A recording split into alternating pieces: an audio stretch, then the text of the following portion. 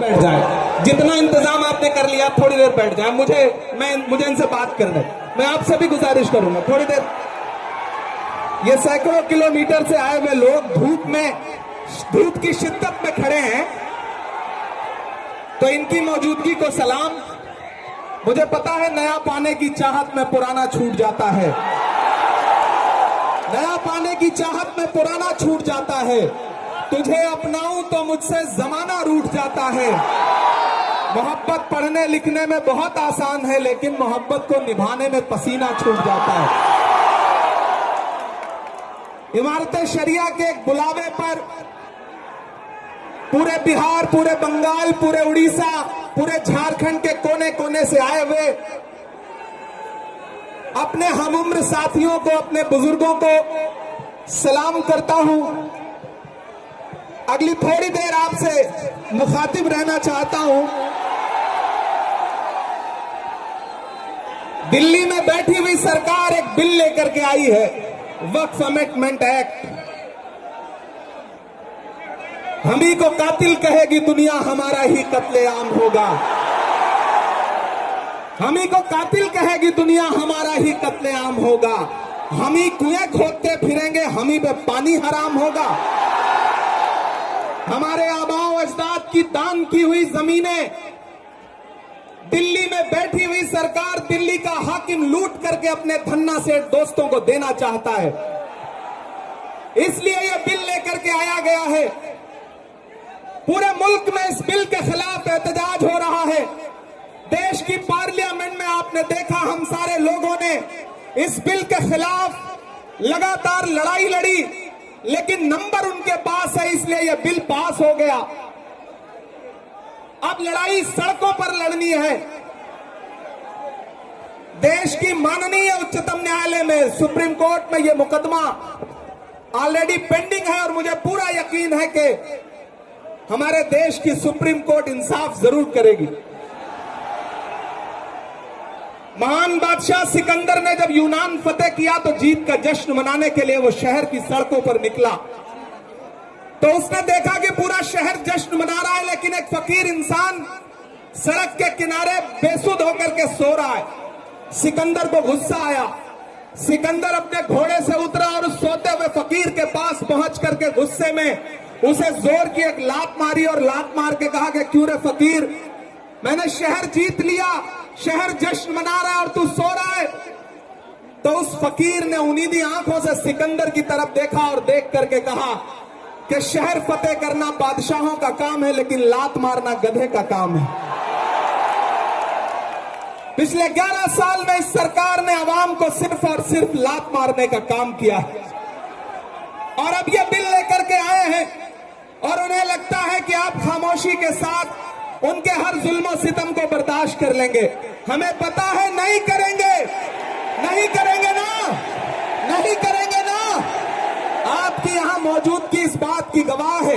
मुझे पता है धूप बहुत ज्यादा है, इसलिए हजारों की तादाद में लोग दरख्तों के नीचे किनारे बैठे हुए हैं, वो बीच में नहीं आए। लेकिन फिर भी आज पूरा पटना, पूरा बिहार जाम हो चुका है। लोग लाखों की तादाद में घर से निकल करके आए हैं। मैं सलाम करता हूं आपकी जिंदा दिली को, आपकी मोहब्बत को। फैसल रहमानी साहब के एक बुलावे पर मैं उनको भी सलाम कर रहा हूं। ये जो नई नस्ल है, ये पानी की तरह बह रही है। मैं इस नई नस्ल के बहने को भी सलाम करता हूं। बहुत तकरीर नहीं करनी है, बस इतना कहना है कि नहीं, ऐसा नहीं होगा, कभी ऐसा नहीं होगा, कभी ईमान का कुरान का सौदा नहीं होगा। बिहार वालों, बताना, दिल्ली तक अपनी आवाज पहुंचाना कि नहीं, ऐसा नहीं होगा, कभी ऐसा नहीं होगा, कभी ईमान का कुरान का सौदा नहीं होगा। हमें तुम कत्ल कर दो, शौक से मंजूर है, लेकिन शरीयत पे किसी मुद्दे पे समझौता नहीं होगा। एक आखिरी बात आपसे कह रहा हूं साथियों, आप एक चीज जहन में बिठा के रखना कि अगर यह बिल लोकसभा में आया और इसकी हिमायत में अगर 250 से ज्यादा वोट पड़े, 288 वोट पड़े, तो इस बिल की मुखालफत में लोकसभा में 232 वोट पड़े।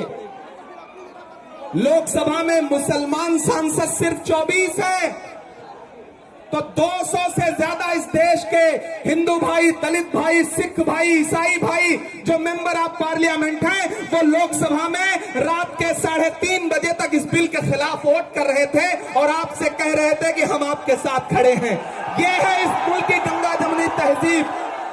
ये जो लहराता हुआ तिरंगा है, इस तिरंगे में जो आपका रंग है और जो उसके ऊपर अमन का रंग है, भाईचारे का रंग है, उसके ऊपर भी जो रंग है, ये तीनों रंग मिलकर कह रहे हैं कि ये मुल्क नरेंद्र मोदी जी की जागीर नहीं है, ये मुल्क हिंदुस्तान के हर इंसान का है, हर इंसान का है। और हम अपने आबाओ अजदाद की जमीनों को बचाने के लिए, खानकाहों को बचाने के लिए, इबादत गाहों को बचाने के लिए, कब्रिस्तानों को बचाने के लिए जो कुर्बानी जरूरी होगी वो कुर्बानी देंगे। हम सड़कों पर बैठेंगे।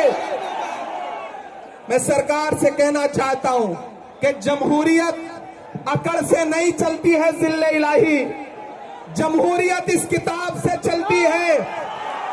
यह जो संविधान है जिसे डॉक्टर बाबा साहब अंबेडकर ने अपने खून पसीने से लिखा था, इस किताब से मुल्क चलेगा, किसी की अकड़ और जिद से नहीं चलेगा। नरेंद्र मोदी जी, आपको यह समझना पड़ेगा कि आप हमारी हिमायत में जो बिल लेके आए हैं, हमें पता है वो हमारी हिमायत नहीं बल्कि हमें बर्बादी का सामान लेकर के आए हैं। आपकी साजिश हम समझते हैं, आपकी मंशा हम समझते हैं और हम इस बिल के खिलाफ खड़े हैं। आज यहाँ पटना के ऐतिहासिक गांधी मैदान में बस इतना कह के जा रहा हूं, वक्त बहुत कम है, बोलने वाले बहुत ज्यादा हैं।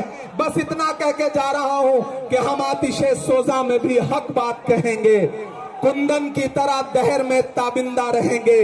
तारीख बताती है कि हर दौरे सितम में हम जिंदा थे, हम जिंदा हैं, हम जिंदा रहेंगे।